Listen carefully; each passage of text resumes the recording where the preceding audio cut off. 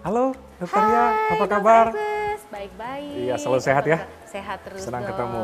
Orang tua tuh sering was-was katanya apakah disangka gangguan konsentrasi autis atau tidak. Nah, mungkin pemirsa mungkin pengen tahu, apalagi ibu-ibu di rumah, apa sih gangguan konsentrasi itu, dokter? Jadi sebetulnya gangguan konsentrasi itu atau yang dikenal dengan istilah ADHD. ADHD? Yes, Ya. Attention Deficit Hyperactivity Disorder, atau kita Indonesiakan sebagai GPPH nih, Dok. Gangguan pemusatan perhatian atau hiperaktivitas. Jadi sesuai kepanjangannya, GPPH itu adalah suatu kondisi di mana anak kurang mendapat atau kurang bisa perhatian gitu ya, inatensi, juga berperilaku hiperaktif, kemudian impulsif gitu, Dok. Ya. Nah, hiperaktif ini digambarkan sebagai anak ini aktif sekali. Jadi harusnya kalau misalnya teman-teman sebayanya di sekolahnya itu di kelas dia diem, duduk memperhatikan guru, si anak ADHD ini nggak bisa gitu, Dok. Jadi dia muter aja kayak gasing. Jadi muter sana, muter sini, kayak minta menghapus lah, minta menggaris lah, seperti itu. Jadi ada aja yang membuat anak ini muter terus di kelas, seperti itu. Kemudian yang kedua tadi impulsif. Ya. Impulsif ini cenderung kita artikan kayak nekat ya anak. Jadi dia tuh bertindak tanpa mikir dulu. Tanpa mikir ya? Iya, udah nggak pakai mikir, langsung gaspol gitu, Dok. Contohnya nih pada anak-anak ADHD, misalnya anak ADHD ini sedang main layang-layang nih, Dok. Nah, kemudian layang-layang ini kebetulan putus, terus jatuh di genteng. Ya. Nah, kebetulan banget ada tangga yang nyambung tuh langsung ke genteng gitu ya. Dia udah nggak pakai mikir, langsung ambil tuh layangannya. Pokoknya pengennya dia layangannya harus dapet nih aku gitu. Nah, berikutnya setelah udah sampai atas dia bingung turunnya gimana nih. Nah, itu biasanya adik-adik seperti itu. Yang terakhir inatensi. Artinya dia tuh nggak bisa fokus terhadap sesuatu kegiatan yang harusnya dia bisa fokus, seperti contohnya belajar gitu. Namun anak ADHD ini kalau dia memang senang terhadap sesuatu, misalnya si anak ini senang banget, hobi banget, love banget, cinta banget sama Harry Potter misalnya, dia tuh bisa membaca Harry Potter yang setebel itu ya, Dok, ya, itu bisa sampai selesai dalam 2 hari. Tapi begitu dia disuruh misalnya belajar sama si ibunya, belajar matematika, biologi, itu matematika kan biasanya momok ya, Dok, ya. Nggak mau dia. Jadi lama banget untuk menyelesaikan 2 lembar itu bisa sampai 2 hari, kadang 3 hari. Nah, seperti itu. Namun perlu perhatian bahwa kalau GPPH atau ADHD ini bisanya didiagnosis di atas usia 4 tahun, Dok. Di atas 4 tahun? Kalau 2-3 tahun belum bisa, apalagi di bawah, pokoknya di bawah 4 tahun tuh nggak bisa. Kenapa begitu? Karena kita tahu ya, anak usia 2-3 tahun itu kan ya pokoknya dia berlaku apa yang dia suka, ya kan? Dunia anak-anak ini adalah dunia bermain. Disuruh belajar aja kadang-kadang sulit ya. Nah, itu orang tua agak bingung nih, gangguan konsentrasi atau gimana nih? Gimana, dokter, ciri-cirinya? Jadi pada ADHD yang inatensi, anak tuh cenderung menarik diri, Dok. Jadi kalau kita suruh sesuatu, dia udah nggak bisa fokus, nggak bisa selesai sampai akhir gitu. Kemudian pada saat kita bicara, dia belum tentu dengerin, jadi kayak cuek-cuek aja kayak gitu. Jadi fokusnya tuh kurang, kadang juga suka pelupa, Dok. Jadi barangnya pada hilang, berantakan di mana-mana, hilang kayak gitu. Itu yang inatensi. Nah, sedangkan yang hiperaktif, dia reaksinya berlebihan, jadi hiper sekali, aktif sekali. Jadi nggak bisa diem, bermain nggak bisa tenang, jadi harus gerak, terus manjat-manjat, melompat, seperti itu sih, Dok. Gambaran perbedaannya gitu. Kalau yang terakhir? Nah, yang terakhir itu kombinasi. Jadi di yang inatensi ada, di gejala yang hiperaktif ada. Dan memang itu minimal harus ada minimal 6 gejala dari inatensi, minimal 6 gejala dari yang hiperaktif, baru bisa dibilang kombinasi. Tapi ada syaratnya nih, Dok, untuk mendiagnosis suatu GPPH itu. Kalau anak mau didiagnosis ADHD atau GPPH, itu harus gejala itu menetap lebih dari 6 bulan. Lebih dari 6 bulan.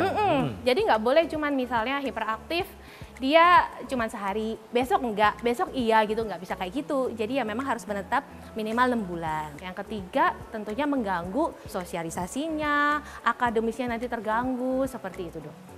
Biasanya didiagnosis di bawah usia 12 tahun. Baik, dokter, tadi kan kita sudah membahas mengenai ADHD atau Attention Deficit Hyperactivity Disorder. Nah, tapi mungkin pemirsa di rumah, apalagi para orang tua, itu top banget yang namanya autis. anak-anak dengan gejala kurang konsentrasi aja disebut autis. Apakah semua seperti itu dan apakah autis ini atau gejala seperti ini merupakan tanda dari penyakit yang lain? Ya, jadi sebetulnya ADHD ini sendiri itu memang terjadinya bisa nih bersamaan dok sama autis gitu. Mereka berdua ini sama-sama gangguan neurodevelopmental atau maladaptasi. Tapi tentunya berbeda di dua hal ini.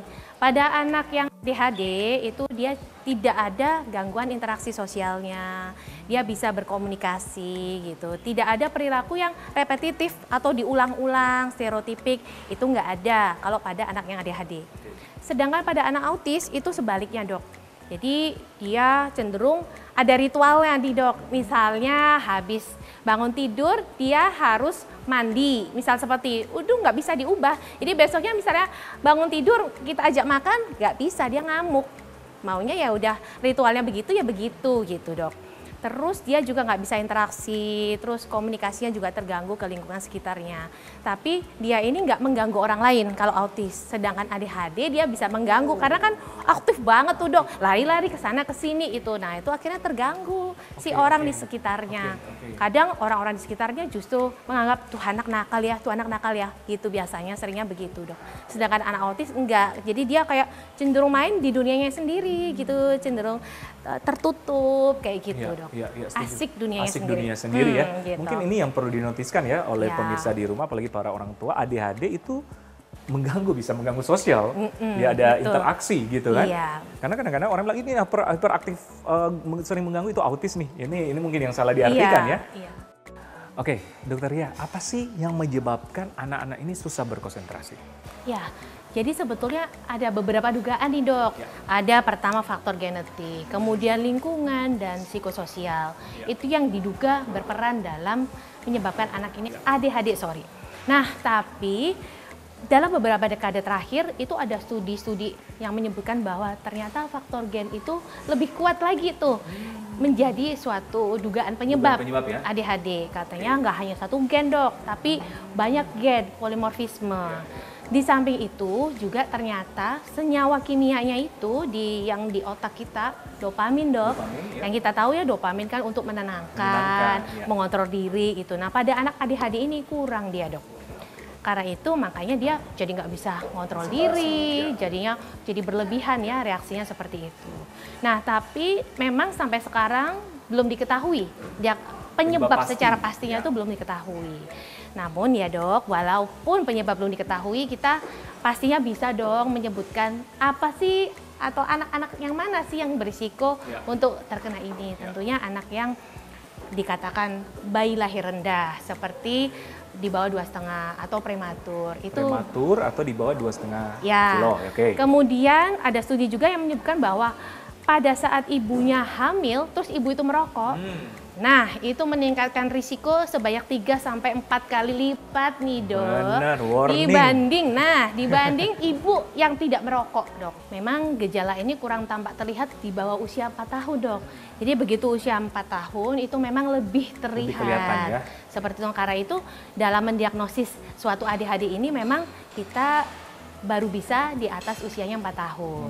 Ya, karena di bawah 4 tahun kan anak-anak ya masih ya itu Ya, sifatnya masih seperti itu ya. Dia akan berlaku apa yang dia suka gitu. Tapi memang tidak ada deteksi dini ya untuk mencegah atau menjaga kekhawatiran orang tua nih, mencegah deteksi dini anak saya ADHD ataupun autis misalnya dokter. Kalau nih ayah bunda atau orang tua yang melihat ini, jika menemui adanya suatu gangguan, langsung saja meminta bantuan. Boleh ke dokter anak subspesialis saraf atau tumbuh kembang, psikiatri anak, atau psikolog dok.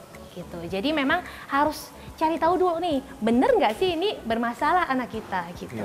Nah biasanya akan ada screeningnya dok, ada toolsnya gitu. Jadi scoring-scoring yang harus diisi seperti apa gitu. Tapi mungkin untuk deteksi dini seperti yang dokter bilang tadi yang berat badan kurang dari 2,5 itu juga atau prematur, mungkin orang tua harus be wise ya atau mungkin bijak dalam mengurus dan mengawasi ya tanda-tanda anak tersebut ya. Iya betul. Jadi nggak hanya perkembangan, kalau anak prematur itu risikonya memang dia akan bayi risiko tinggi tuh dok.